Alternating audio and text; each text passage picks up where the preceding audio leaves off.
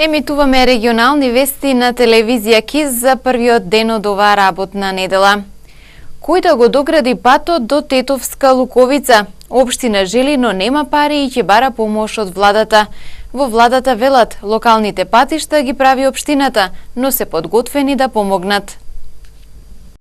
Жителите на тетовското село Луковица, кое спаѓа во руралната општина Желино, по промените на локалната и централната власт, очекуваат конечно да се надмине нивниот најголем проблем, целосно да биде асфалтиран пристапниот пат. Ова село е единствено од 17 во општината докаде нема нормален коловоз, па мештаните само преку летните месеци безбедно патуваат со возила.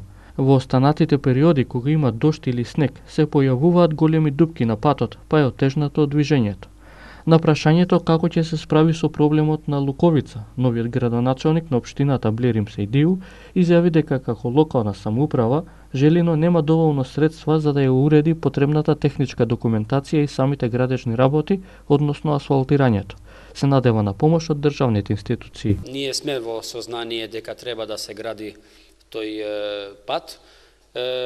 Како што знаете, руралните општини немаат сега финансиски сили сами да се соочуваат со овие проблеми, затоа ние ќе побараме помош и од владата да ни помогнат да го решиме овој проблем, пошто стварно луѓето таму и на учениците и на сите жители што живеат таму и треба тој пат. Министерот за транспорт и врски Горан Сугаревски, кој во една прилика ја посети општина Желино за увид на други инфраструктурни проекти, посочи дека локалната самоуправа има надлежност за помали патни правци. Сепак не ја отфрла можноста и владата и министерствата да помогнат на општината Желино да го догради патот до Луковица. Ако е локален пат, локалните патишта се под ингеренција на општините. Меѓутоа, без разлика не се можеме со градоначалников да видиме ситуацијата. Ние сме на располагање тука за евентуално државата што може да помогне. Ние согласно ингеренциите за законот за локална самоуправа, локалните патишта и категоризацијата што има во ЈПДП, значи, локалните патишта се во ингеренција на градоначалникот. Јас ќе направам се да, ако можеме нешто дополнително да му излеземе, ние разговаравме претходно пред да дојдеме на увид тука, да видиме што може реално државата да ја помогне на општина Желино. До Луковица се пристигнува со исклучување од автопатот Тетово-Скопје. 13 на километри се асфалтирани се до местноста Крстец. Од таму до Луковица во должина од 5,5 километри нема асфалт. Поради лошите инфраструктурни услови, во селото станале да живеат неколку десетици луѓе. Во стан во Тетово пронајден е машки труп во распаѓање. Полицискиот билтен бележи физички напад на две лица во Долно Палчиште.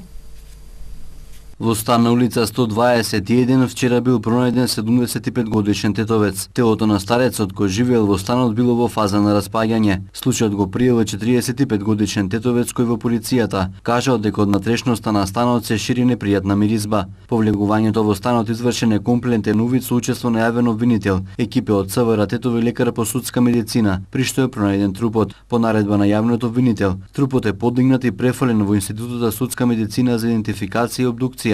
Инаку во станот сам живеел 75 годишниот тетовец, чии лични документи исто така се пронајдени и подигнати. Полицискиот билтен бележи напад на две лица на возраст од 17 години. Вчера околу 1 час и 30 минути две лица на возраст од 17 години од тетовското село Долно Палчиште, во присуство на нивни родители, пријавиле дека ден претходно во близина на малиот стадион во селото физички биле нападнати од двајца малолетници од Калник на возраст од 15 и 16 години. Нападнатите од други лица пренесени се во Тетовската клиничка болница за укажување на лекарска помош. Се преземаат мерки и активности за целосно расчистување на случајот. Полицискиот билтен бележи сообраќајна незгода на крстосницата на булеварот Илинденска со улица 166 во Тетово. Незгодата се случила вчера вечер околу 23 часот и 30 минути. Во неја учествувале патничко возило БМВ со тетовски регистарски таблици, управувано од жителка од Горно Седларце на возраст од 43 години и мопед Лонгија, исто така со тетовски таблици, што без возачка дозвола го управувало 15 годишно лице од Тетово.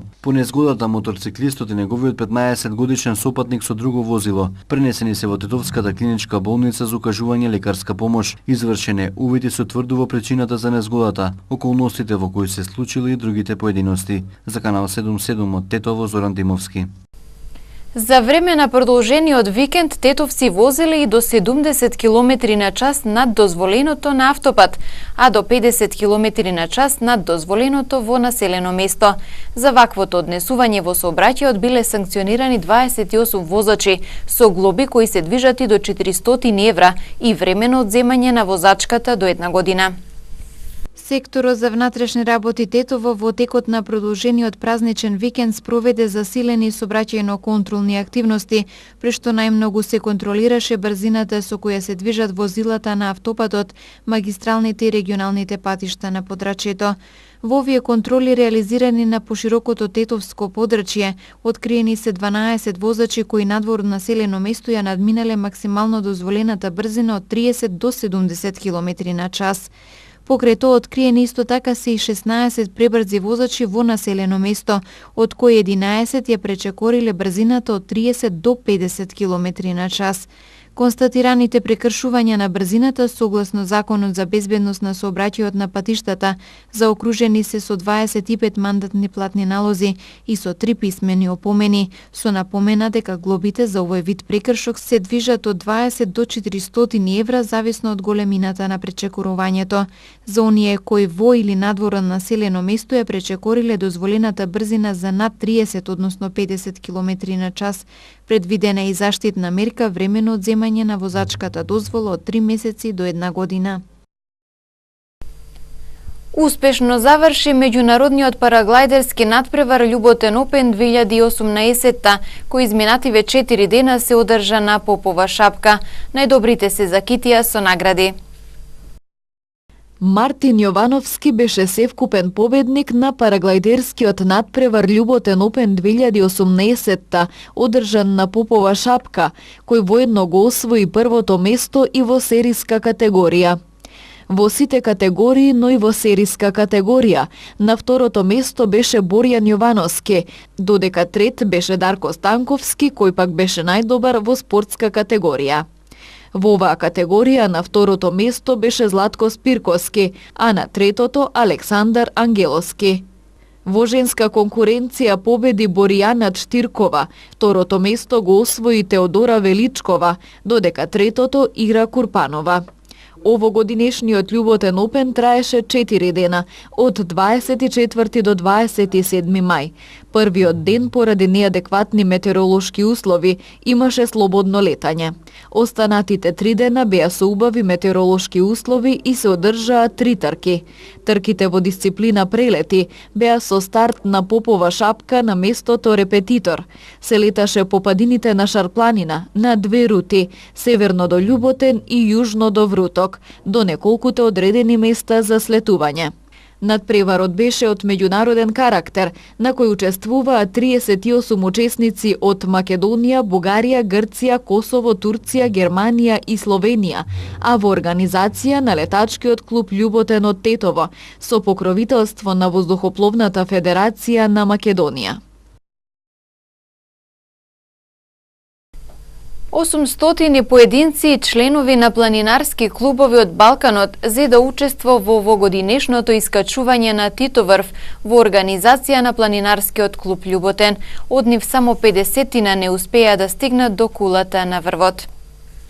Во идеални временски услови за на планина и голем интерес за учество, успешно помина и овогодинешното традиционално искачување на Тито врв, кое важи за едно од најстарите континуирано одржани планинарски акции во Македонија, во организација на планинарскиот клуб Љуботен.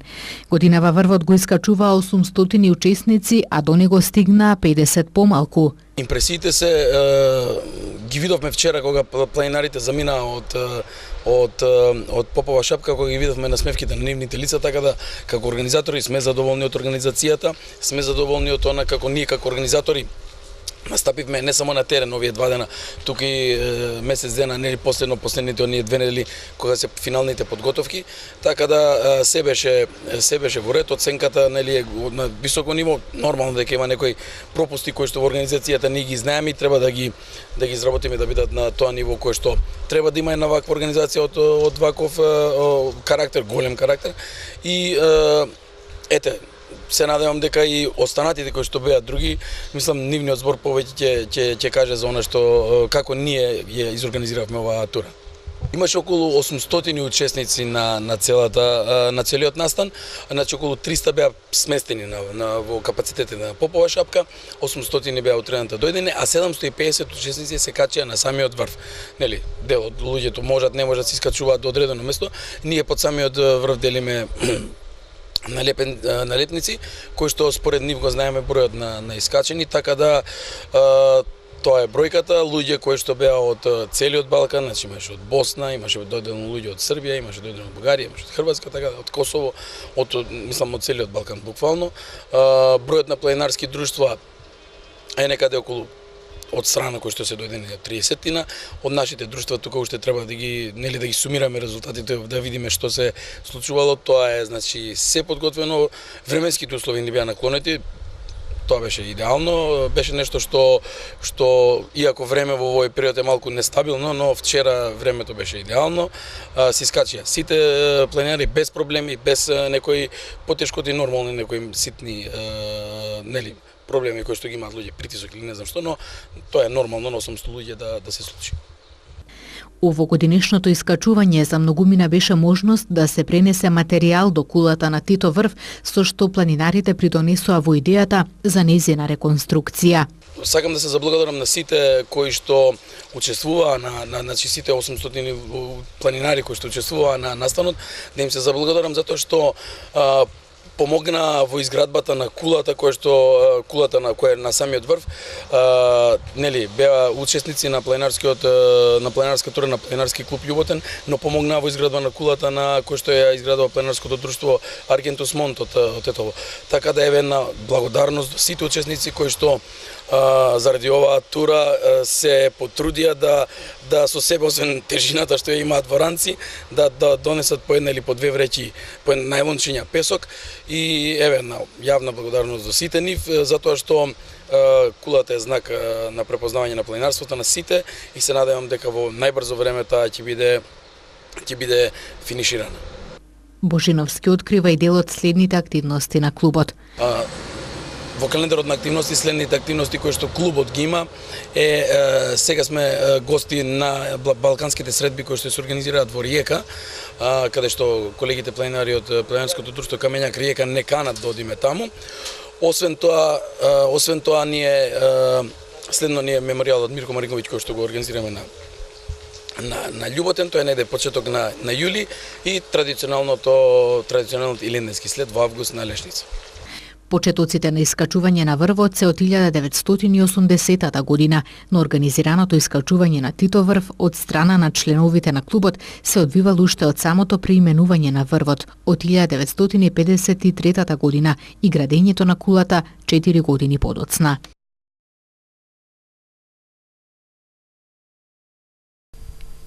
Центарот за јавно здравје Тетово од денес до 30 ќе спроведе теристичка ларвицидна дезинсекција на подрачјето на општина Јегуновце.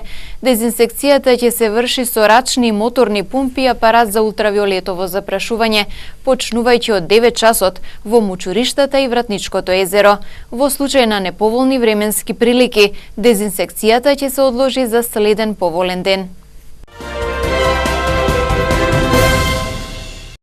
Министрите за надворешни работи Никола Димитров и Никос Кодзијас во Брисел постигнале рамка за компромис за името, а европските дипломати најавуваат поддршка на решението. Во меѓувреме се очекува нов разговор на премиерите Зоран Заев и Алексис Ципрас, на кој ќе се пресечеле некои важни работи. Министрите за надворешни работи на Македонија и на Грција постигнале рамка за компромис за името, а европските дипломати се охрабрени од напредокот во преговорите. Вакви вести стигна од Брисел, каде што македонскиот министер за надворешни работи Никола Димитров на работен појадок ги брифираше европските колеги за случувањата поврзани со спорот. Сите сме охрабрени од напредокот што е постигнат во преговорите меѓу Скопје и Атина, рече високата представничка на Европската Унија Федерика Могерини по работниот појадок на министрите. I just come from an informal working breakfast with the foreign minister of the former Yugoslav Republic of Macedonia. Имав неформален појадок со министерот за надворешни работи на поранешната Југословенска Република Македонија Никола Димитров, заедно со шефовите на земјите членки. Дозволете да ви кажам дека го поддржавме прогресот во преговорите меѓу Скопје и Атина за спорот за името. Сите дадовме поддршка за позитивно да се реши овој проблем. Од ноќеска на полноќ ново поскапување на горивата во Македонија. Граѓаните ќе возат поскап бензин и дизел, одлучи на денешната седница Регулаторната комисија за енергетика. Евросупер БС 95 од полноќ ќе се точи по 73,5 денари за литар, додека пак Евросупер БС 98 ќе биде рекордни 75,5 денари. Зголемувањето на цената е за 2 денари.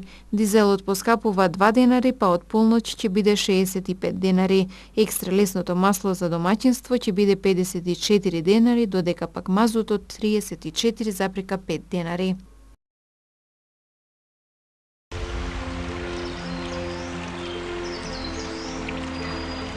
Денес имавме сончево време со умерена облачност, попладне нестабилно со услови за пороен дожд и грмежи. Дуваше слаб до умерен северен ветер. Утринската температура се движеше од 9 до 16 степени, а дневната од 22 до 26 степени. УВ индексот изнесуваше 8.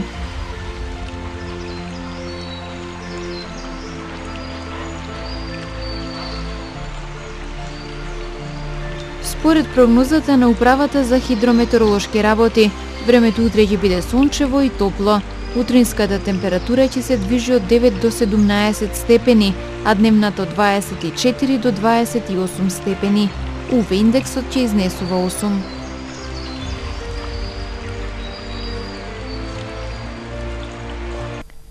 Тука е крајот на денешните регионални вести. Ви благодарам за вниманието и пријатно.